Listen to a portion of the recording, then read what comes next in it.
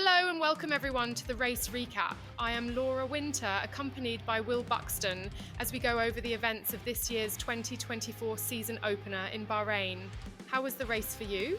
It was a really exciting race to watch. The grid was set and the race was a go as the rookie driver set a surprising P6, but was met with opposition coming through turn one, losing out on some positions as most of the drivers settled in single file for the rest of the first lap. The race witnessed its first safety car of the season as lap 6 commenced. Oscar Piastri spun out of turn 1, involving Stroll and Russell in the incident. The drivers trailing behind had to react swiftly to navigate the situation. Later in the race, following the safety car's re-entry, the true strategic battle commenced, with teams deciding whether to extend some drivers' stints for a potential one-stop strategy or stick to a planned two-stop approach. What I loved watching was the rookie exiting the pits for their final stop onto softs. They emerged into turn one against Russell and vied for that position, which soon escalated into an intense three-way battle for points positions. I'd like to think that was the highlight of the entire race. The rookie driver executing a bold move on the inside of turn 4, going 3 wide with Daniel Ricciardo and Alex Albon in order to come out of the turn untouched and in a points position for their debut into F1. There you have it, our race recap for the 2024 season opener, with reigning champion Max Verstappen securing yet another win and debut points for the grid's newest rookie. We'll see you next time as we gear up for the race weekend in Jeddah. Welcome to the Jeddah Corniche, one of the fastest circuits on the calendar. But let's see who will be fastest of them all. We're about to set the grid for the Saudi Arabian Grand Prix. Yes, it's qualifying.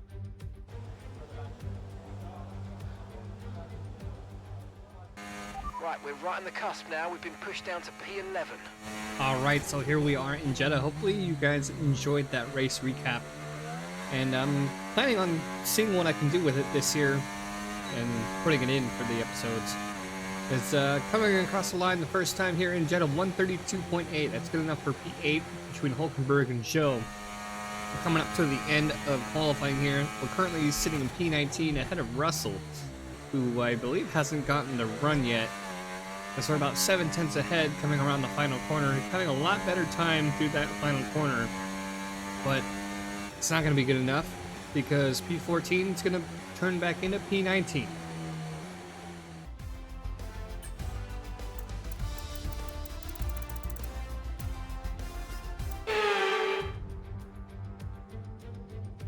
We've got fast sweeping corners under the lights and 20 racers all ready to write their name into the quickly growing history of the Saudi Arabian Grand Prix.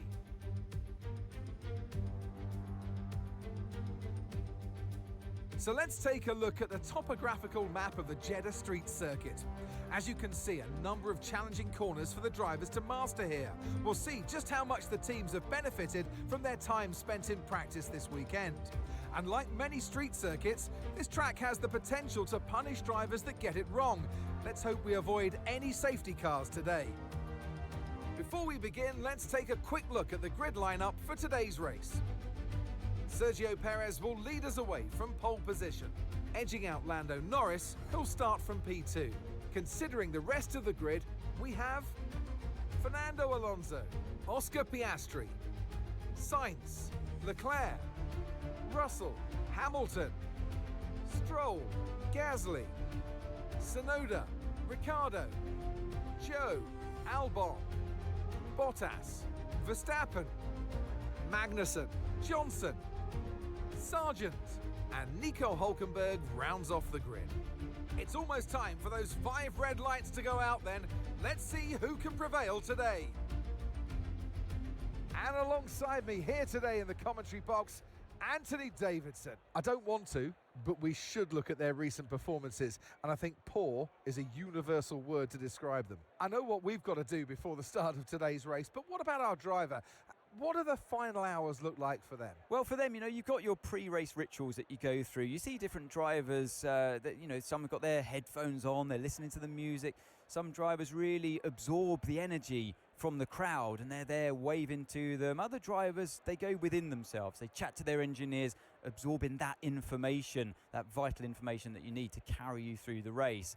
And, those pre-race rituals are essential to making things systematic. We do a lot of Grand Prix in a season, and the more systematic you can be, the easier you are within that environment. All right, I know we felt confident in quali with our times, and the result isn't what we expected, but that happens, especially here in F1. Keep your head up and wait for opportunities like I said. Let's shoot for a midfield finish if you can't get into the points. Here we go then, the formation lap gets underway and the excitement here is building as we near ever closer to the start of the race. Which team will come out on top? Who's got their strategies right for today's race? Well, we'll soon find out.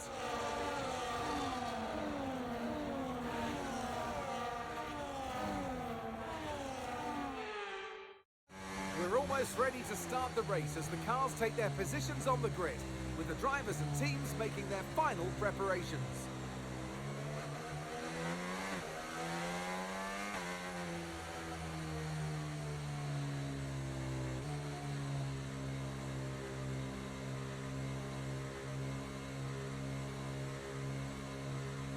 Alright, so here we are pulling up to our grid slot farther back in the grid, and we did bump up the settings a little bit, so hopefully we won't see the cars phasing in and out like we did in the first episode.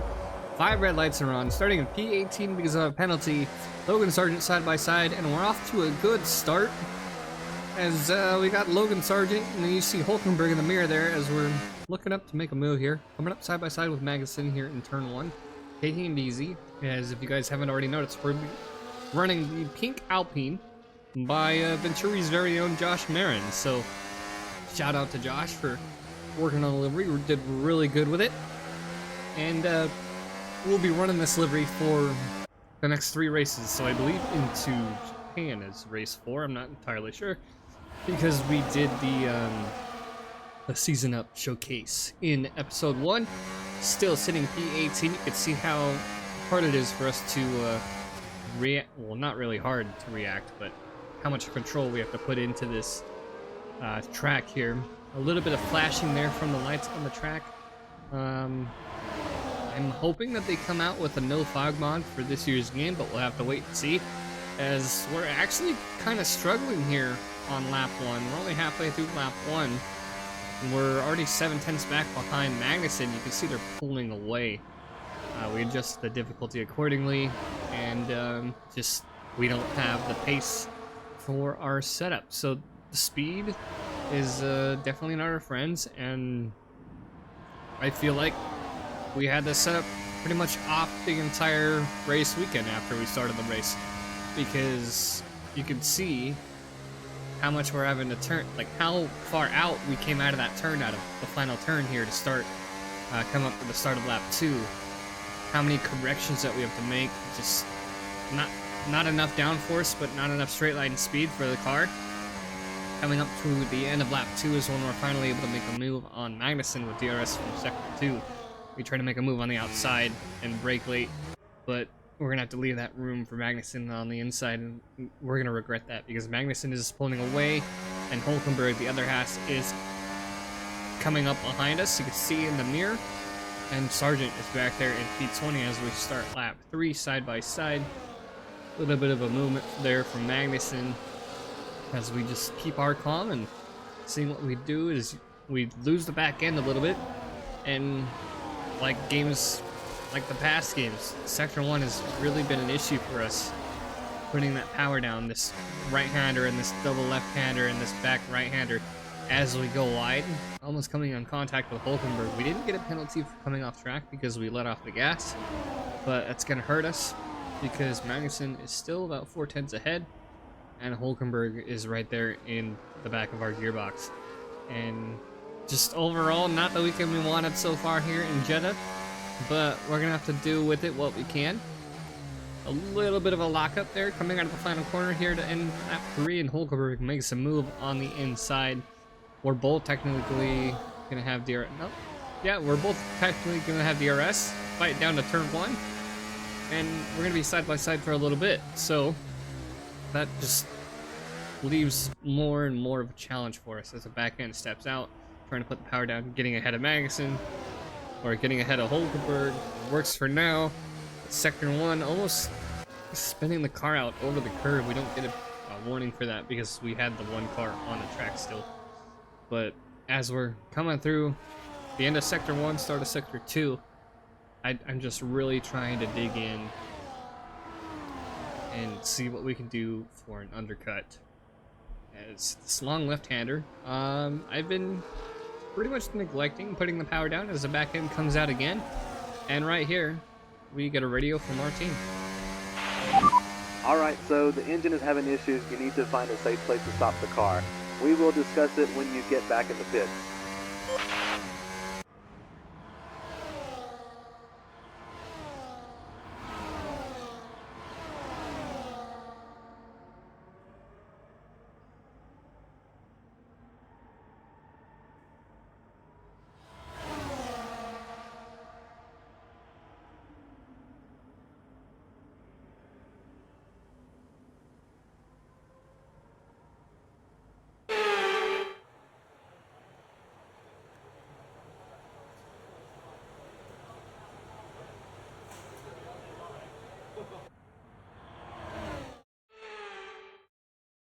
Sergio Perez takes the checkered flag and wins. A great display of dominance today, Crofty, by this driver. They led from lights out to the flag at the end, led every lap of the race. Brilliant stuff by them, and excited to see what more they can do in future races. Red Bull put up an outstanding fight for the front position today, and it's great to see it paid off for them.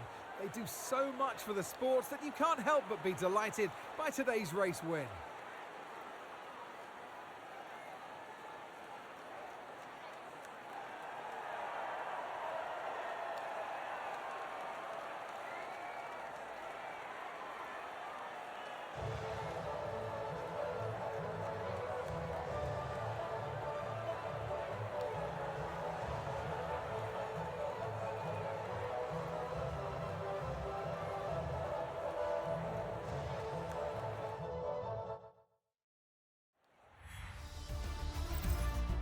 It's been an absolutely wild weekend of Formula One action.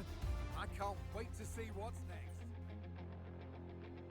Alright, I know you guys probably could tell by the amount of time put into the video that we were most likely going to end with an engine failure, but I hope you guys enjoyed the video.